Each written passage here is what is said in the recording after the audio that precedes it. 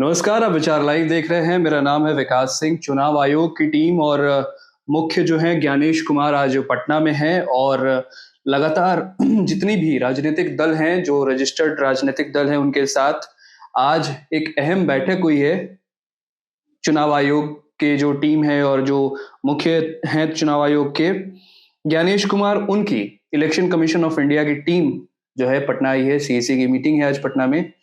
और इसी बीच ये खबरें आ रही थी कि भाजपा और जदयू के जो सदस्य हैं, वो एक चीज को लेकर के, मतलब उनकी मत नहीं है, और वो ये है कि बिहार में जो विधानसभा चुनाव होने वाले हैं, उन्हें कितने फेज में कराया जाए, कितने चरण में कराया जाए।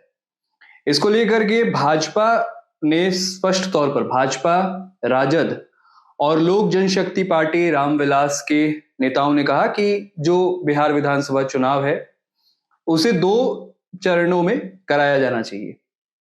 जदयू ने कहा कि बिहार विधानसभा चुनाव 1 चरण में कराया जाना चाहिए और उन्होंने जो दलील दी है, जो वजह बताई है, वो ये है कि बिहार में नक्सल जैसा या उस तरीके की कोई खतरा, उस तरीके का कोई खतरा नहीं है चुनाव के दौरान, इसीलिए 1 चरण में चुनाव हो जाए तो बेहतर है।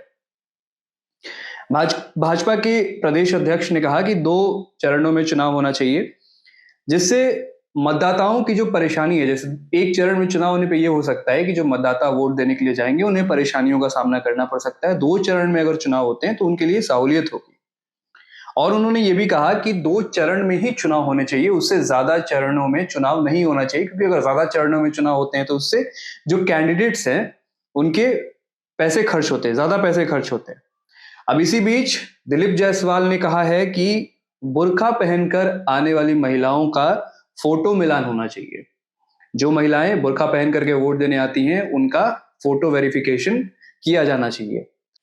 अब देखिए, मैंने जिस तरीके से आपको बताया कि ये ऐसी बात आई है यहाँ पे चरण को लेकर के, भाजपा और भाजपा, राजद और लोक जनशक्ति पार्टी रामविलास के नेता एक मत हैं। वो कह रहे हैं कि चुनाव जो है वो कम से कम 2 चरण में होने चाहिए। वहीं जो जदयू है, जदयू कह रही है कि 1 चरण में चुनाव होने चाहिए, क्योंकि बिहार में नक्सलवाद जैसा कोई खतरा नहीं है, इसलिए बिहार में 1 चरण में चुनाव होना चाहिए। भाजपा ने यहां तक कहा है कि पैरामिलिट्री फोर्सेस जो हैं, उन्हें बिहार में नियुक्त करना चाहिए चुनाव के दौरान। चुनाव जो होंगे, बिहार विधानसभा चुनाव जो होने वाले हैं, उसकी तिथि कभी भी अब आ सकती है।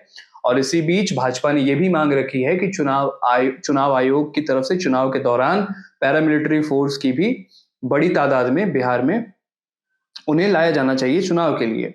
और खास करके ऐसी जगहों पे उन्हें भेजा जाना चाहिए। पैरामिलिट्री फोर्स की जो ड्यूटी है, उन्हें ऐसी जगह पे तैनात होना चाहिए जहां पे अति पिछड़ा समाज के लोग रहते हैं, और एक तरीके से वहां, क्योंकि वोट लूटने का सबसे ज्यादा जो डर रहता है वो उन्हीं जगहों पर रहता है।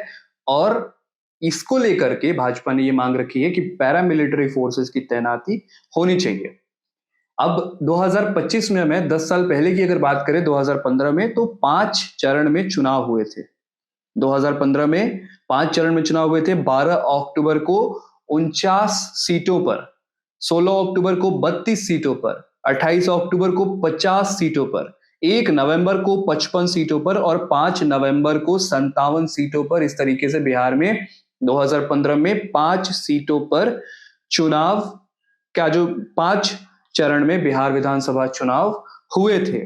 इसको देखने के बाद अब देखिए, चुनाव की घोषणा, बीजेपी के जो प्रदेश अध्यक्ष है, उन्होंने कहा है कि चुनाव की जो घोषणा है, वो चुनाव जो है बिहार विधानसभा चुनाव, वो चुनाव की घोषणा के 28 दिन बाद होनी चाहिए।